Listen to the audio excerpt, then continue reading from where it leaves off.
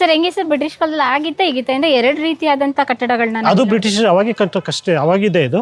But ಇದು court ಹಾಲು and judgment ಹಾಲ್. ಇದು ಮೇನ್ ಜಡ್ಜ್ಮೆಂಟ್ ಹಾಲ್ ಇದೇನೆ, ಇದೇ ನಡೀತಿದ್ದು ಒಳಗಡೆನೆ.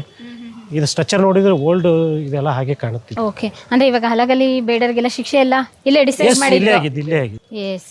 ಸೊ ನೀವು ಹೊರಗಡೆ ಎಲ್ಲ ನೋಡಿದ್ರೆ ಇನ್ನೊಂದು ಅದೇ ನಮಗೆ ಪಾರಂಪರಿಕ ಕಟ್ಟಡ ಅನಿಸುತ್ತೆ, ಮತ್ತು ಒಂದು ಯಾವುದೋ ಬ್ರಿಟಿಷ್ ಗೌರ್ಮೆಂಟ್ ಕಟ್ಟಡ ಅಂತ 100% ಅನಿಸುತ್ತೆ.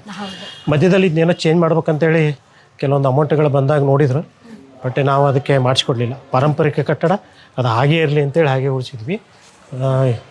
ಸದ್ಯ ಇಲ್ಲಿ ಕನ್ನಡ ಶಾಲೆ ನಡೀತಾ ಇದೆ, ಮತ್ತು ಒಂದು ಡಿಗ್ರಿ ಕಾಲೇಜ್ ನಡೀತಾ ಇದೆ. ಸರ್ಕಾರಿ ಪದವಿ ಕಾಲೇಜು. ಅವ್ರು ಬೇರೆ ಕಟ್ಟಡ ಇಲ್ಲ ಅಂತೇಳಿ ಇದೇ ಕಾಲೇಜಲ್ಲಿ ಅವರು ರನ್ ಮಾಡ್ತಾ ಇದ್ದಾರೆ. ಇದು ಆವಾಗ ಕೋರ್ಟ್ ಹಾಲ್ ಇದು. ಪನಿಷ್ಮೆಂಟ್. ಎಸ್, ಜಡ್ಜ್ಮೆಂಟ್ ಎಲ್ಲ ಆಗ್ತಾ ಇದ್ದಿದ್ದು ಜಡ್ಜ್ಮೆಂಟ್ ಹಾಲ್. ಓಕೆ. ಸೊ ಇದನ್ನ ಸ್ಟ್ರಕ್ಚರ್ ನೋಡಿದ್ರೆ ನಿಮ್ಗೆ ಅದೊಂದು ಐಡಿಯಾ ಬರುತ್ತೆ. ಹೌದು, ಇವಾಗ ಸಿನಿಮಾಗಳಲ್ಲೆಲ್ಲ ತೋರಿಸ್ತಾರಲ್ಲ ಇದೇ ರೀತಿ ಸೆಟ್ ಇರುತ್ತೆ. ಈ ಸ್ಟ್ರಕ್ಚರ್ ನೋಡಿದ್ರೆ ಈ ಕಡೆ ಜಡ್ಜ್ ಕೊಡುವಂಥ ಜಾಗ, ಆ ಕಡೆ ಆಡಿಯನ್ಸ್, ಈ ಕಡೆ ಒಂದು ಎಂಟ್ರೆನ್ಸ್, ಈ ಕಡೆ ಒಂದು ಎಂಟ್ರೆನ್ಸ್, ಆ ಕಡೆ ಒಂದು ಎಂಟ್ರೆನ್ಸ್.